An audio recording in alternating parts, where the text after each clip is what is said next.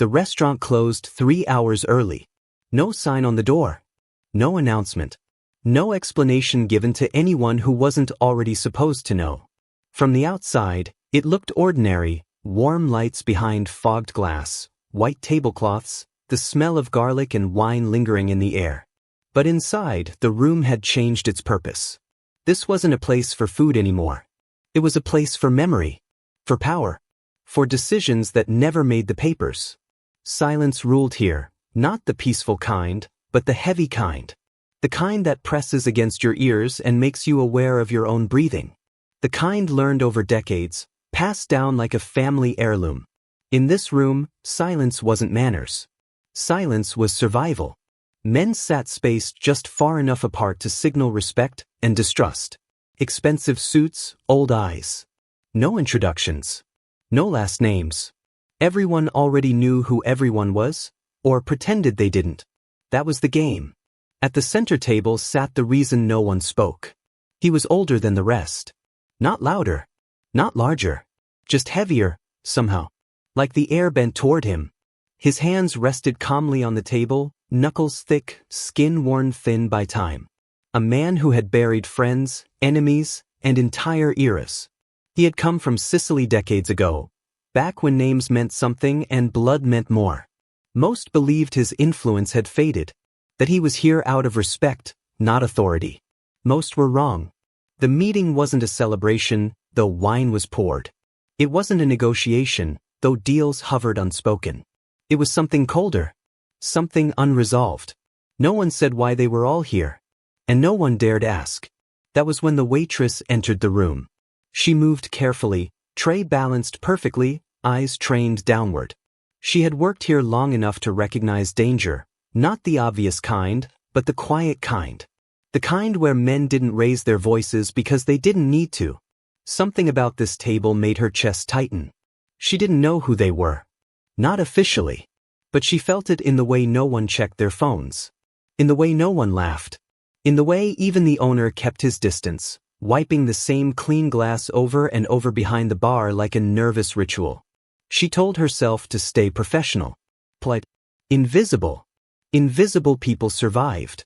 As she approached the center table, she noticed the old man watching her, not openly, not aggressively. Just enough to register her existence. That alone felt dangerous. Her grandmother's voice echoed in her head, uninvited. Old phrases. Old warnings.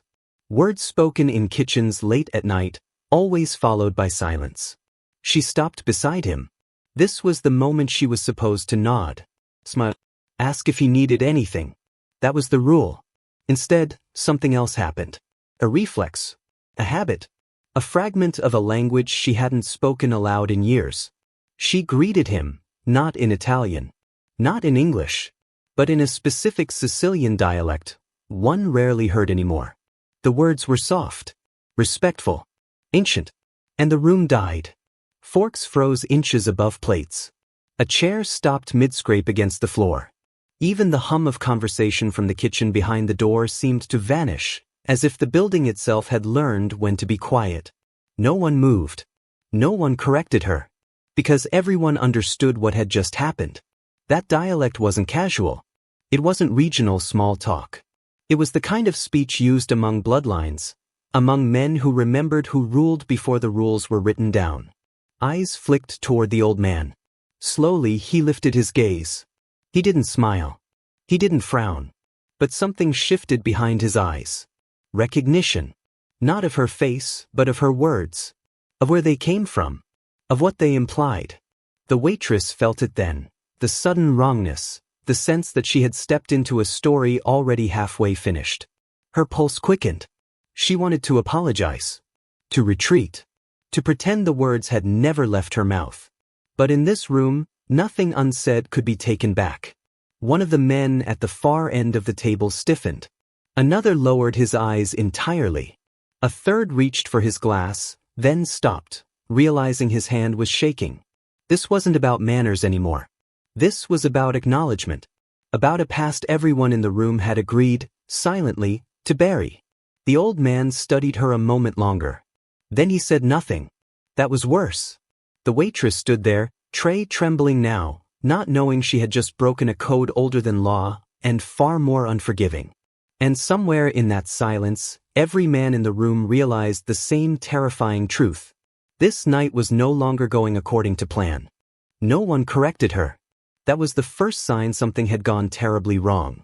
In a normal room, someone would have laughed it off. A misunderstanding. A quirky accent. A harmless mistake. But this wasn't a normal room. Here, mistakes didn't echo, they detonated. The waitress stood frozen beside the table, the weight of her own words finally sinking in. The silence stretched, thick and unnatural, long enough for fear to take shape. She could hear her heartbeat now, loud and disobedient. She searched the old man's face for relief. There was none. His eyes remained on her, not angry, not surprised. Measuring. As if he were deciding where to place a piece on a board that had been waiting decades for this move. Around the table, the men reacted without moving. One boss shifted his jaw, grinding his teeth slowly, as though restraining a memory he'd sworn never to revisit. Another lowered his gaze to the tablecloth, suddenly very interested in the pattern of stitched linen. A third looked toward the exit, just once, before remembering that leaving early was its own kind of confession. They all knew that dialect. Not academically. Not casually. They knew it because they'd heard it spoken during moments when lives changed permanently. That dialect belonged to a time before empires wore suits. Before power was hidden behind corporations and silence agreements. It belonged to the era of verdicts whispered, not announced. The waitress felt eyes on her from every direction now. She wanted to explain herself. To say it was just something her grandmother used to say. That it slipped out by accident. That it didn't mean anything. But meaning wasn't decided by intention in this room. Meaning was decided by consequence. The old man finally moved. He didn't speak. He didn't gesture. He simply lifted his glass and took a slow sip of wine. That single motion snapped something loose. A man 2 seats down inhaled sharply, unable to stop himself. Another's fingers curled against the edge of the table, knuckles whitening. Someone at the far end muttered something under his breath, so quiet it barely existed, but everyone heard it. Because everyone was listening now. This wasn't about the waitress anymore. This was about what her words had acknowledged. She hadn't greeted him as a guest. She had greeted him as something else. Something older. Something no one at this table wanted spoken aloud. One of the younger bosses, new money, new confidence, shifted in his seat, clearly uncomfortable. He leaned toward the man beside him and whispered, "What did she say?" The man didn't answer. He didn't have to. The old man set his glass down carefully. The sound was soft, but it landed like a gavel. Only then did he speak. Not to the room. To her. "Where did you learn those words?" he asked. His voice wasn't loud. It didn't need to be. It carried the calm authority of someone who had never once needed to repeat himself. The waitress swallowed. Her mouth felt dry. "In my family," she said. "My grandmother." A ripple passed through the room. Family. The word hit harder than the dialect itself. Because family was the one thing that couldn't be erased, not fully. Not no matter how many names were changed, how many bodies were buried, how many deals were rewritten. The old man nodded slowly, as if confirming something only he could see. Around him, calculations were being made at frightening speed. If this girl's grandmother had spoken that dialect, if those words were passed down, then someone here knew more than they were pretending. Someone had lied. Someone had survived something they weren't supposed to. The waitress felt the shift before she understood it. She was no longer invisible. She was evidence. A man near the end of the table glanced subtly toward the kitchen door. Another followed the look. No words exchanged. No signal given. But the intent was clear. Remove her. Quietly. Permanently if necessary. The old man noticed. He raised one finger, not dramatically, not urgently. Just enough. The movement stopped everything. The men froze again, caught between instinct and obedience.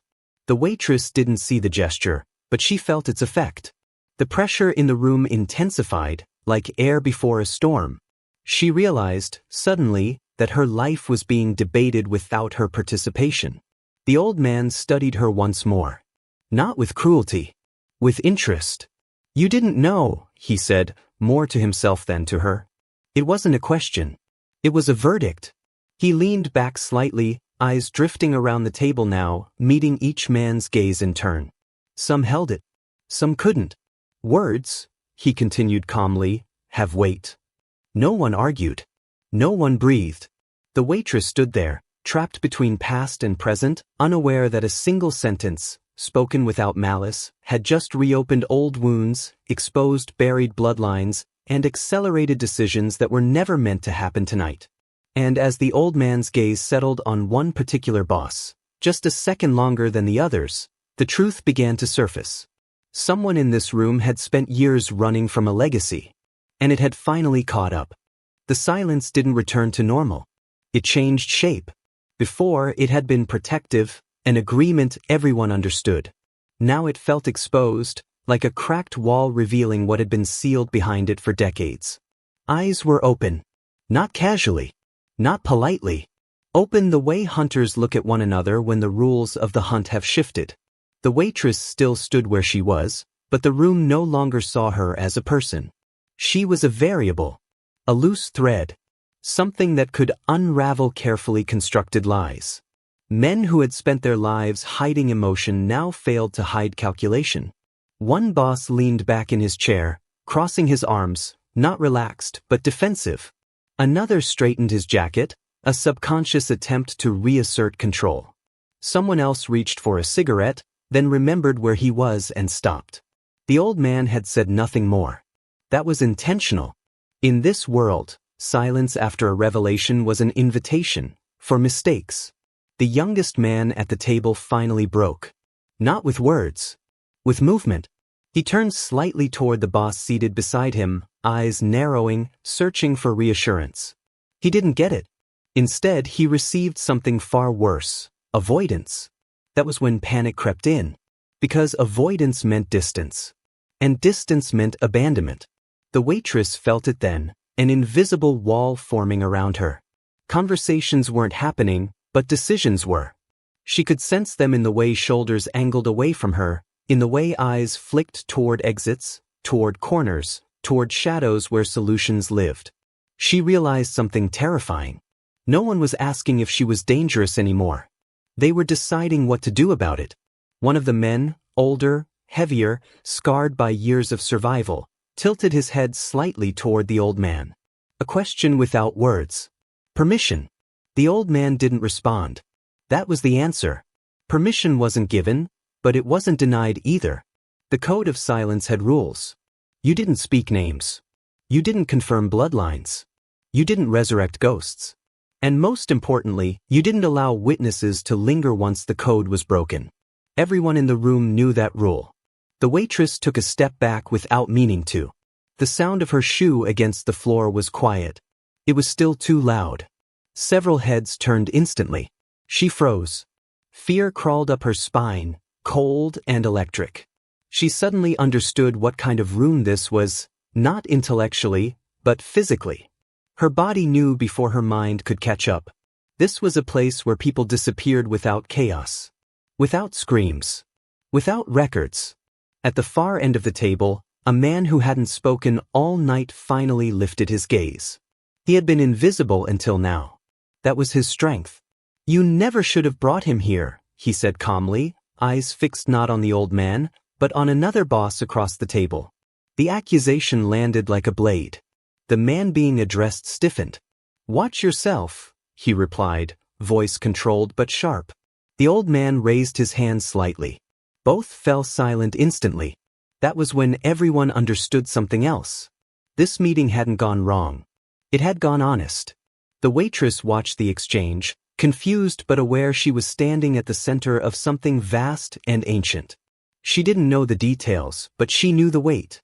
This wasn't about her greeting anymore. It was about what her greeting had exposed. A past agreement. A buried betrayal. A lie that had allowed certain men to rise while others vanished. The old man finally spoke again. Some of you, he said quietly, have grown comfortable pretending history is finished. His eyes moved slowly around the table. History isn't finished, he continued. It waits. No one disagreed. No one dared. One of the bosses swallowed hard. His confidence, the kind that came from money and muscle, was draining rapidly. He realized something awful. If the old man was speaking like this, if the dialect had been recognized, then the old rules might apply again. And under the old rules, he was guilty. The waitress felt the shift in attention. It moved away from her. That should have been a relief. It wasn't. Because now she wasn't the target. She was leverage. The old man glanced at her, then back at the table. She stays, he said simply. The statement detonated silently. Some men relaxed, slightly. Others grew visibly tense. Keeping her alive complicated things. Witnesses were dangerous. But killing her now would be worse. Too visible. Too final. The room adjusted around the new reality. Eyes were open now. Trust was gone. Every man was replaying his own history, wondering which version of the past would survive the night. The waitress was guided, not gently, not roughly, to a chair against the wall. No explanation. No reassurance. She sat, heart pounding, watching powerful men avoid looking at one another. She didn't know why she was being spared. But she knew one thing with terrifying clarity. The code was broken. And once eyes are open, someone always pays. The room felt smaller now. Not because anyone had moved closer, but because the past had stepped inside and refused to leave. The waitress sat against the wall, hands folded tightly in her lap, trying to steady her breathing. No one spoke to her. No one explained anything. She was no longer staff. She wasn't even a guest. She was an artifact. The old man remained at the center of the table, quiet again, letting the tension ferment. He had seen this before, men unraveling not from violence, but from memory. Blood remembered things the mind tried to forget. One of the bosses finally broke the stillness. He was middle-aged, impeccably dressed, his authority built on years of careful alliances. "This is unnecessary," he said, forcing calm into his voice. "Whatever she said, whatever it reminded you of, it doesn't change what is." The old man didn't look at him right away. "That depends," he replied softly, "on what you believe what is was built on." The words settled uneasily, because everyone in the room knew there were two versions of history. The one written down, and the one paid for in blood. The old man turned his attention back to the waitress. "You said your grandmother taught you those words," he said. She nodded. She said they were important. That they were for greeting men who carried responsibility. A few men exchanged glances. Responsibility. That was a polite way of saying judgment. The old man's jaw tightened slightly, not with anger, but with confirmation. "Did she ever tell you why she left Sicily?" he asked. The waitress hesitated. "She said she didn't leave," she answered quietly. "She said she was sent away." That landed hard. One of the bosses inhaled sharply before he could stop himself. Sent away meant exile. Exile meant betrayal. The old man's gaze snapped toward that reaction instantly. Just enough. "Sent away by whom?" he pressed. "She never said a name," the waitress replied. "Only that someone broke an oath, and other people paid for it." The silence that followed was no longer neutral. It was accusatory. Men shifted uncomfortably. Some stared at the table. Others stared too intently at the old man, hoping strength could substitute for innocence. Because if this woman's grandmother had been exiled, then someone in this room had authorized it. And exile in those days wasn't mercy. It was erasure. The old man leaned back, folding his hands. "There was a family," he said slowly. "A quiet one. Trusted. They kept records. Not written ones." His eyes drifted toward a single man near the end of the table, a man who had built his empire on being untouchable. "They spoke when others listened," the old man continued. "And one night, they spoke when they shouldn't have." The man stiffened. "You're chasing ghosts?" he said. "That family was wiped out." The old man smiled faintly. "Families don't disappear," he said. "They scatter." The waitress felt a chill run through her. She suddenly understood something her grandmother used to say when locking doors at night. "We survive by becoming quiet." The old man turned back to her. Your grandmother, he said gently now, was not meant to live long enough to teach you anything. That truth hit harder than any threat. The waitress' breath caught. Around the table, fear shifted again, not toward her, but toward the man being quietly exposed. Because survival meant someone had failed to finish the job. And unfinished business was dangerous. You lied, another boss said suddenly, staring at the exposed man. You said the bloodline ended. I said what needed to be said, the man snapped back. The old man raised his hand once more. Silence snapped back into place. This meeting, the old man said, was never about territory, or money, or respect. His eyes moved from face to face, heavy with judgment. It was about balance, he continued, and balance was broken long before tonight. The waitress watched powerful men who ordered deaths with a nod, begin to sweat under the weight of history. She realized she wasn't here by accident. She was here because blood remembers. The old man studied her one last time. You didn't come here to serve food, he said. You came here to remind us of what we buried. He turned back to the table. And now, he added quietly, we decide who pays for that burial. No one spoke. No one moved. Because everyone understood what came next. This wasn't about the waitress anymore. This was about consequence. And whatever decision was coming would redraw the underworld. The room no longer felt tense. It felt sentenced. No one argued. No one interrupted.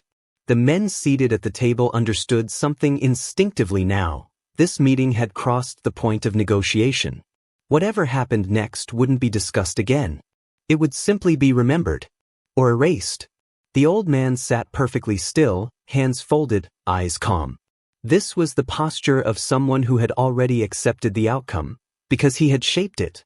He looked at the waitress. She felt the weight of his attention like a hand pressed against her chest. You have done nothing wrong, he said. The words surprised her.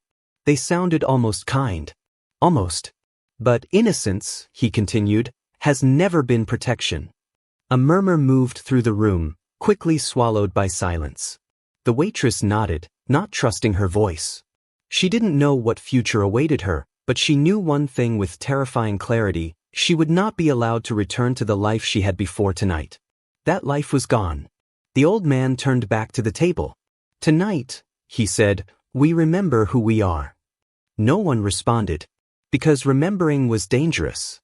He rose slowly from his chair. The sound of it scraping against the floor was loud, shockingly loud. Several men flinched before they could stop themselves. Standing, the old man no longer seemed fragile. Age fell away from him like a disguise. What remained was authority, unquestioned, unchallenged, earned the hard way.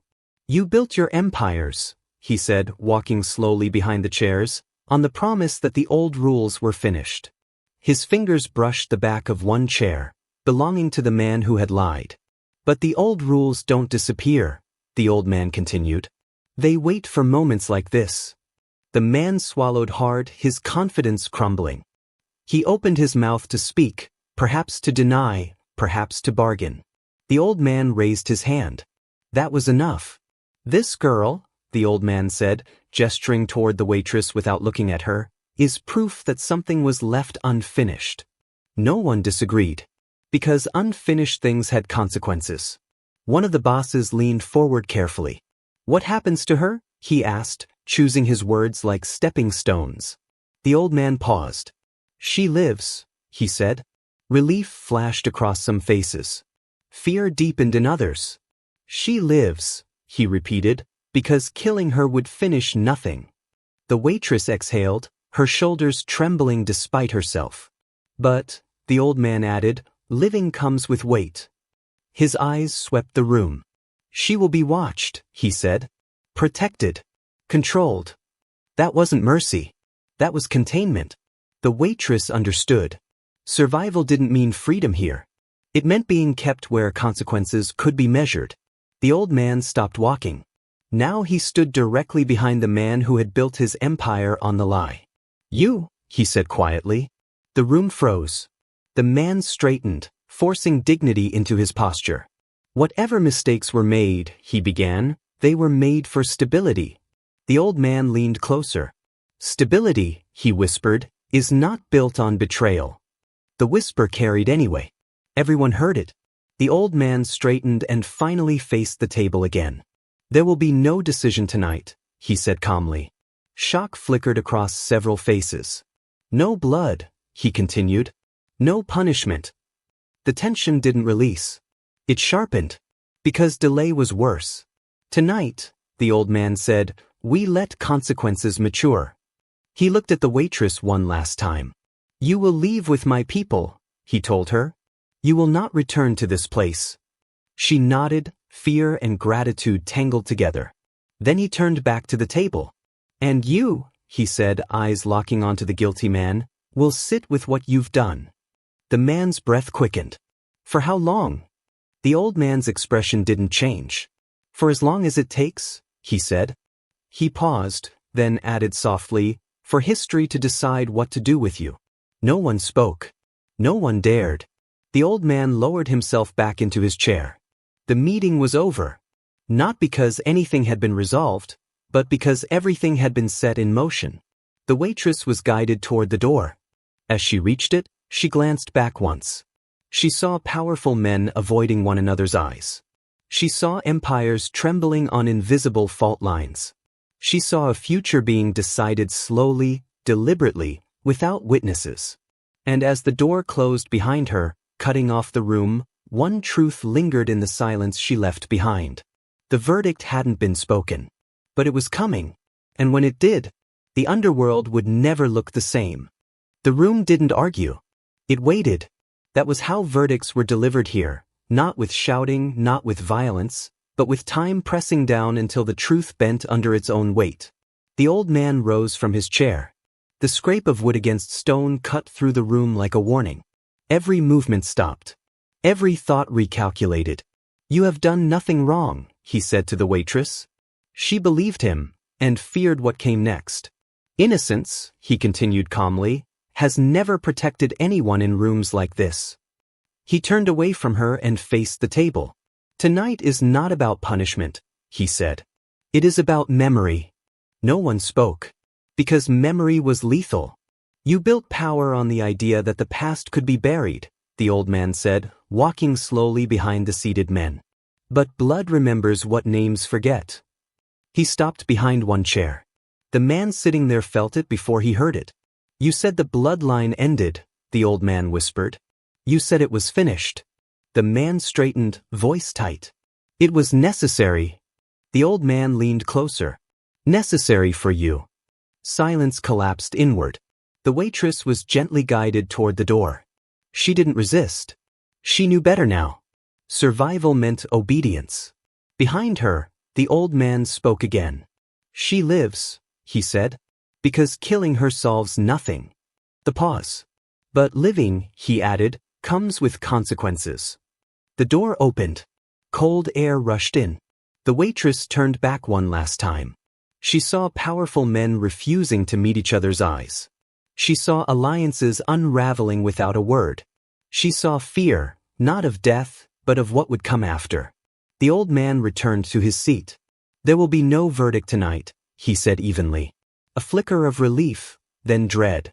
We let time do its work, he continued. History is patient. His gaze locked onto the man who had lied. And history, he said softly, always finishes what it starts. The door closed. Black screen. Silence. The faint sound of a glass being set down. Cut to black.